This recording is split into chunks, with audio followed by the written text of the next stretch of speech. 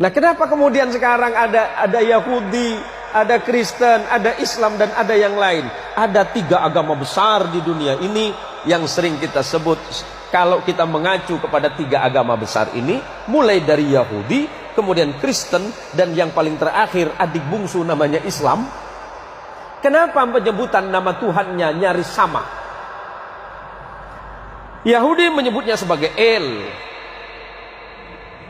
karena Ibrahim. Taurat menyebutnya Abraham, Injil menyebutnya Abraham, Quran menyebutnya Ibrahim.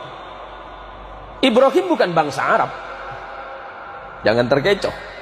Ibrahim itu bukan bangsa Arab. Kalau Ibrahim itu bangsa Arab, berarti bangsa Yahudi juga Arab. Bukan. Ibrahim itu berasal dari Mesopotamia, yang kemudian sering kita sebut sebagai Irak hari ini, atau dulu sering kita sebut Babilonia.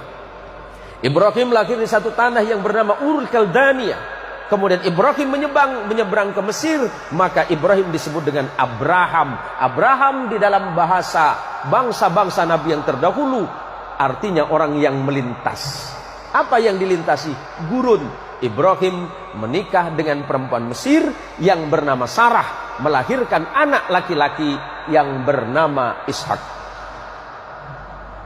Kemudian Ibrahim menikah lagi dengan perempuan yang berasal dari Palestina. Injil sering menyebutnya Kanaan atau Filistin. Punya anak laki-laki namanya Ismail. Maka ujung El itu menunjukkan Tuhan. Kalau ada nama Daniel, Samuel, yang LLLL itu berarti Tuhan di dalam bahasa Ibrani. Kemudian anak keturunannya, saya singkat saja. Ibrahim punya anak namanya Ishak, menurunkan anak laki-laki namanya Jacob di dalam Injil. Quran menyebutnya Yakub. Kemudian Allah menyebutnya Israel. Injil menyebutnya Israel. Ezra artinya kekasih, El artinya Tuhan, karena Yakub adalah kekasih Tuhan atau kekasih Allah. Yakub punya anak 12 orang bersaudara yang sering disebut sebagai Bani Israel, karena anak keturunan Yakub. Yakub disebut Israel, anak Yakub disebut Bani Israel. Siapa? 12 orang. Yusuf bersaudara. Abangnya Yusuf bernama Lewi. Lewi punya anak namanya Imran. Imran punya anak namanya Moses. Dalam Injil, Quran menyebutnya Musa. Dan punya adik yang bernama Harun. Adik Lewi namanya Yahuda, yang kelak menjadi cikal bakal nama agama Yahudi. Yahuda punya keturunan terus, salah satunya bernama David. Di dalam Injil disebut sebagai the King of David. David punya anak namanya King of Salomo.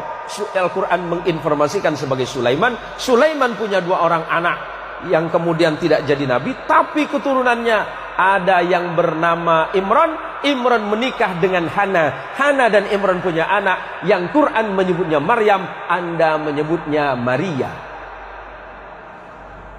Maria punya anak namanya, Al-Quran menyebut Isa bin Maryam, dan Anda menyebutnya the Jesus of Christ. Sederhana, Pak. Kenapa berbeda? Itu masalah iman saja. Hari ini kita tidak sedang mempertentangkan iman, tetapi bagaimana kemudian kita merajut perbedaan-perbedaan yang ada untuk menjadi sebuah sumber kekuatan bagi sebuah bangsa besar yang bernama manusia. Lebih-lebih kita adalah bangsa Indonesia yang luar biasa. Tepuk tangan untuk Indonesia, Pak.